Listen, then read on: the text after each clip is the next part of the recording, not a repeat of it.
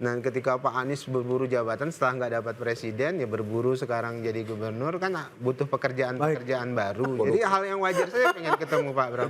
Bahaya itu bahaya. Kontestasi pilkada tidak bisa kemudian kita narasikan sebagai berburu jabatan. Nggak, maksudnya itu bahasa yang tidak elok dalam konteks berdemokrasi loh. Tidak pantas diksinya, Pak. Berburu. Kita memikirkan bagaimana agar tidak PKB sendirian, tetapi bisa bersama-sama dengan partai yang lain. Yakin bahwa akan ada kejutan di pemilihan kepala daerah di Jakarta ini.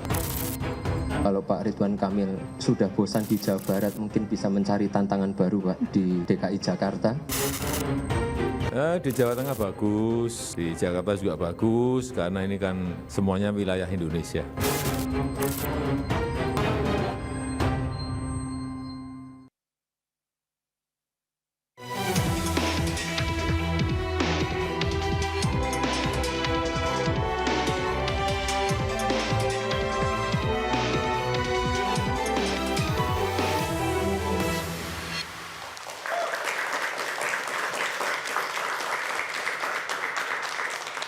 Selamat malam pemirsa, sosok Presiden Republik Indonesia Joko Widodo dan Presiden terpilih Prabowo Subianto dianggap akan menjadi kingmaker dalam Pilkada 2024 khususnya di Jakarta. Endorse dari keduanya untuk para bakal calon di Pilkada 2024 dianggap akan memberikan dukungan signifikan menjaring suara masyarakat. Dan dari survei Litbang Kompas terbaru mengungkapkan mayoritas responden tertarik untuk memilih paslon yang didukung oleh Presiden Joko Widodo dan Presiden terpilih Prabowo Subianto. Nah, di antara keduanya siapakah yang paling diyakini sebagai the real kingmaker Pilkada 2024? Bersama saya Anesha Dasuki. Dan saya Aryo Ardi, inilah interupsi efek Jokowi dan Prabowo di Pilkada Jakarta. Dan pemirsa, sudah hadir 4 narasumber bersama kami. Di sebelah kanan saya ada Bang Adian Napitupulu, politisi PDI Perjuangan. Selamat malam Bang Adian. Malam. Dan ada Bung Rey Rangkuti, pengamat politik. Apa kabar Bung Rey? Baik sejauh ini. Dan di sebelah kiri saya ada Bang Daniel Anzar Simanjuntak, jubir dari Prabowo Subianto. Selamat malam Bang Daniel. Selamat malam Mas. Dan Bang Silvester Matunina, Ketum Solidaritas Merah Putih atau Solmed. Selamat malam Bang Silvester. Selamat malam. Dan ada juga mahasiswa dan mahasiswi dari Universitas Budi Luhur Jakarta. Selamat datang. Nah, rules of the game di interupsi kali ini, silakan berdebat, silakan adu gagasan, silakan adu argumen, tapi tidak boleh baper kalau dipotong. Jangan satu sama lain marah-marah. Ya pemirsa, Presiden terpilih Prabowo Subianto dan Presiden Jokowi dinilai menjadi penentu dalam Pilkada 2024. Nah, siapakah paslon yang akan mendapat endorse dari keduanya? Bursa Pilkada Jakarta kian menyala, petahana hingga nama besar lainnya mengemuka. Anies Baswedan telah jauh lebih dulu menyatakan siap untuk laga kedua di Pilkada Jakarta. Sekarang ini kita memikirkan bagaimana agar tidak PKB sendirian, tetapi bisa bersama-sama dengan partai yang lain. Putra bungsu Presiden Jokowi yang juga Ketua Umum PSI, Kaisang Pangarep juga memberi sinyal kuat akan ikut berlaga di Pilkada 2024. Kaisang bahkan pernah menyatakan tak keberatan jika berduet dengan Anies Baswedan maupun Ridwan Kamil. Ada Pak Ridwan Kamil, mungkin kalau Pak Ridwan Kamil sudah bosan di Jawa Barat, bisa mencari tantangan baru Pak di DKI Jakarta. Tak lebih dari sekali, Jokowi beri tanggapan terkait rencana Kaisang maju Pilkada. Terbaru, Jokowi memberi respon Jakarta maupun Jawa Tengah sama saja, toh masih di Indonesia. Di Jawa Tengah bagus, di Jakarta juga bagus, karena ini kan semuanya wilayah Indonesia. Survei Litbang Kompas pada 15 hingga 20 Juni 2024 terkait Pilkada Jakarta mencatat jumlah responden yang mempertimbangkan memilih paslon yang dipilih oleh Prabowo Subianto lebih besar ketimbang Presiden Jokowi. Sebanyak 65% responden tertarik untuk memilih paslon yang didukung oleh Prabowo Subianto. Sedangkan 61% memilih paslon yang didukung oleh Jokowi. Yakin ya bahwa akan ada kejutan di pemilihan kepala daerah di Jakarta ini. Pengamat politik menilai elektabilitas Anies di Bursa Pilgub Jakarta masih tinggi karena Anies maju di Pilpres 2024. Mengharapkan PDI Perjuangan dan PKS atau memang mengharapkan rezim yang memberikan tiket. Kalau kita bicara rezim, orangnya ada dua, Jokowi dan Pak Prabowo.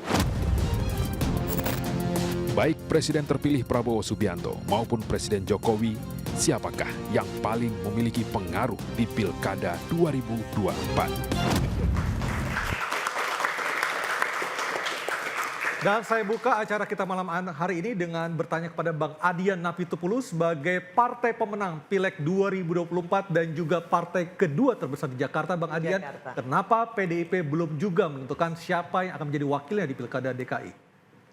Kenapa belum? Ya karena kita bicara siapa yang memimpin rakyat. Memimpin rakyat itu nggak bisa cuma sekedar angka survei. Ataukah sebenarnya PDIP tidak pede untuk mencalonkan? Sangat pede. Gini loh, kita memilih siapa?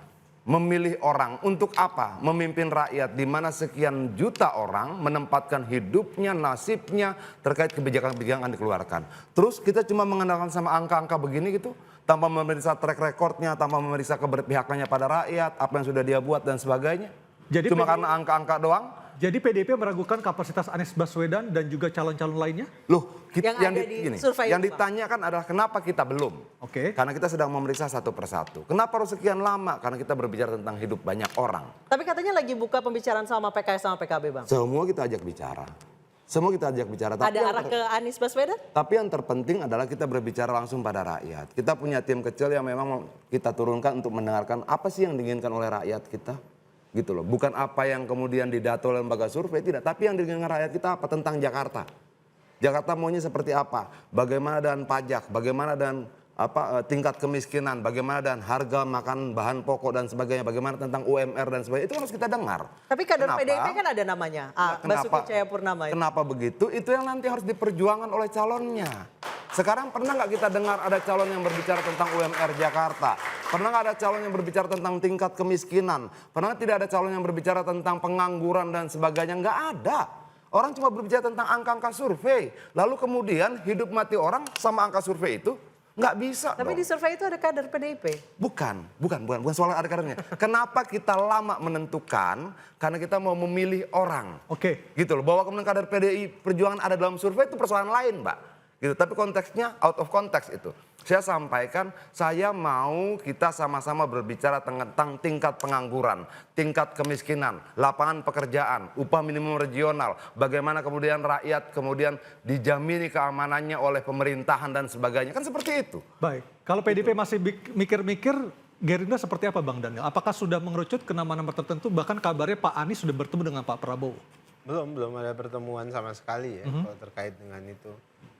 Kalau kemudian Pak Anies ingin bertemu Pak Prabowo itu hal yang wajar. Karena sudah ada belum ada. Jadi ada 1.500 orang mungkin yang mau jadi kepala daerah atau mungkin jutaan orang yang pengen ketemu Pak Prabowo karena sedang berburu jabatan kepala daerah. Pak Anies berarti sudah. Dan salah satunya ya Pak Anies yang berburu jabatan pada saat ini dan ingin ketemu dengan Pak Prabowo.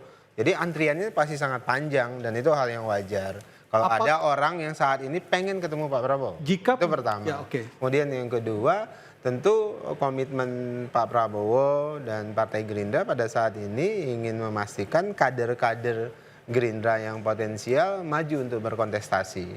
Karena ini momentum bagi Partai Gerindra untuk menawarkan kepada publik kader-kader terbaiknya. Sebagai dan ini yang sedang dilakukan oleh Partai ketiga di Pilkada DKI Jakarta, Bang Daniel, apakah Gerindra cukup pede untuk memunculkan cagup ataukah bacawagup, Bang Daniel? Ya, semua prosesnya tentu sedang dikaji dan ditimbang oleh Partai Gerindra. Siapa tokoh yang paling tepat bisa merepresentasikan kepanjangan tangan dari pemerintah pusat. Dalam hal ini tentu nanti presidennya adalah Pak Prabowo Subianto.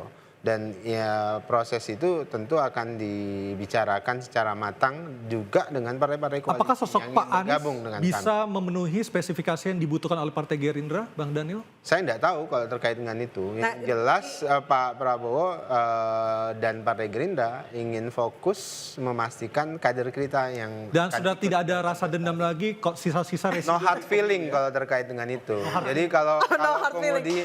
kalau no hard feeling. kalau kemudian beberapa kali Pak Anies nyebut ingin bertemu dengan Pak Prabowo, itu hal yang wajar karena Bang tadi Daniel. saya sebutkan ada jutaan orang Yang yang mengantri. ingin maju jadi pilkada, ingin berburu jabatan kepala daerah, termasuk Pak Anies ingin ketemu Pak Prabowo. Tapi Bang kan Daniel, panjang sekali ya. kabarnya ada 3 nama yang sudah sempat disebut-sebut jadi gacoannya Gerindra. Anies Baswedan, Basuki Cahayapurnama, sama Ridwan Siapa yang Kamil. menyebutkan? Enggak. Sudah banyak beredar, Bang Daniel. Yang beredar itu kan nggak ada yang menyebutkan dari pihak Partai Gerindra. Jadi yang jelas Berarti itu masih Pak perorangan Prabowo dan Partai Gerindra sempat menyebut nama Mas Ridwan Kamil, sempat menyebut nama Mas Budi Jiwandono. Iya. 2 nama itu yang disebut secara Tapi resmi nama oleh Mas Kaisang Partai nggak pernah Gerindra. disebut oleh Partai Ya, Gerindra. secara resmi kan belum ada yang menyebut. Tapi kalau kemudian Mas Kaisang ingin menawarkan diri di DKI Jakarta, tentu Partai Termasuk yang Gerindra sudah akan minta soan ke Pak mempertimbangkan. Prabowo, Mas Kaisang? Tidak? Belum ada. belum. Jadi Baru Pak Anies berarti? Tadi saya sebutkan, Mbak. Sekarang termasuk Pak Anies sedang berburu jabatan.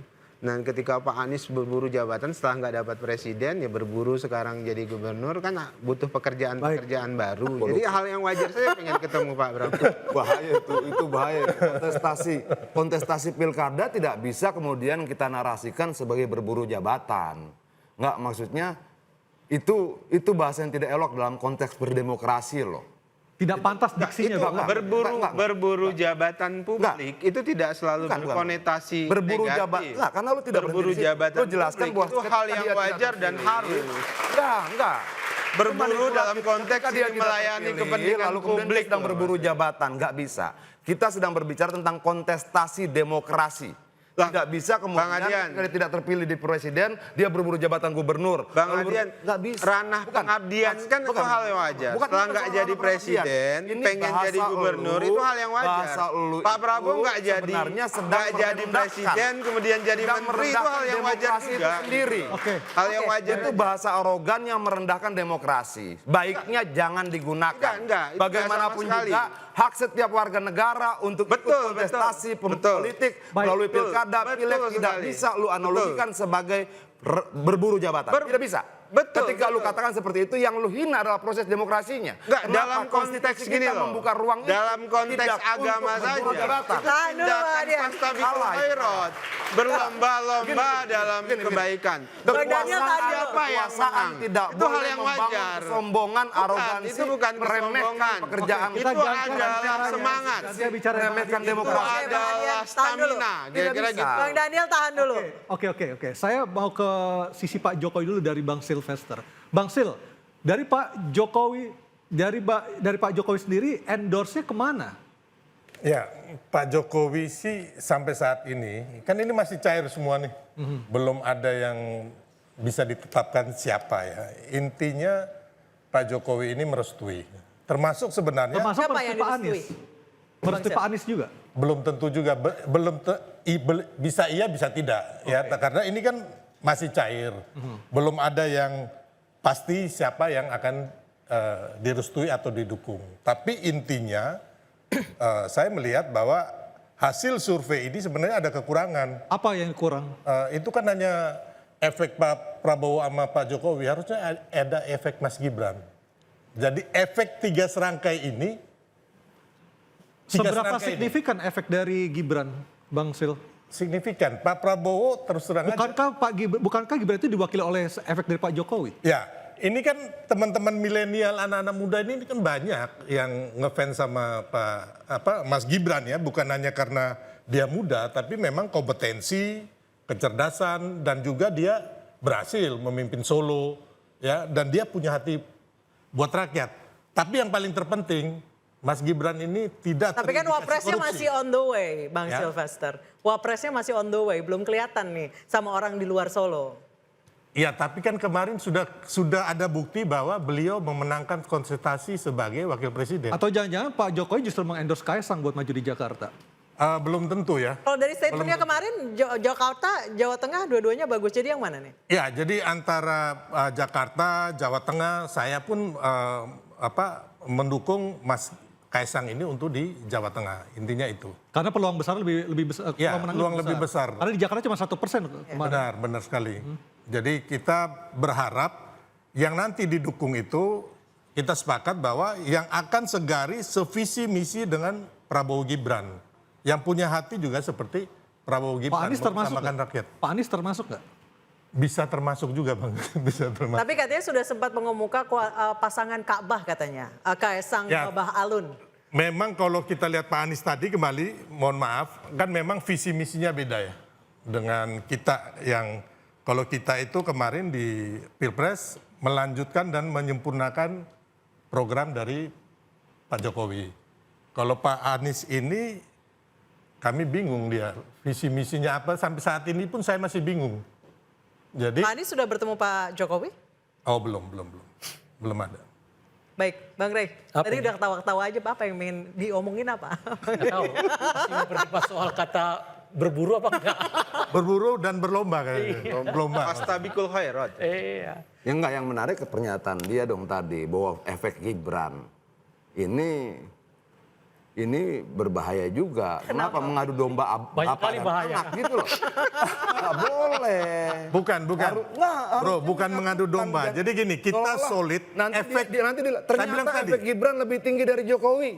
Enggak. Itu kalau kemudian itu terjadi bagaimana? Bro, nggak Tapi bisa begini, bro, nggak begini, bisa begini, dipisahkan, sorry. Begini.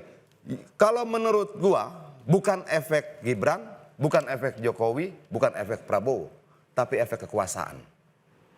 Pengaruh kekuasaan pada pilkada melalui seluruh infrastruktur negara, melalui seluruh finansial yang digunakan, dan sebagainya, itulah yang mempengaruhi keterpilihan dia. Bukan faktor orangnya. Kita lihat nanti, sekarang survei tadi, ketika kemudian Prabowo sudah terpilih kemarin, Jokowi lebih rendah daripada Prabowo. Kita lihat tanggal 20 Oktober nanti, ketika Jokowi sudah keluar dari Istana Negara, berapa persen efek dia? Tidak ada. Artinya bahwa yang memberikan efek bukan orangnya, tapi kekuasaan dan jabatan dia pegang. Oh enggak, itu dong. Begini, bro, saya bantah keras ya.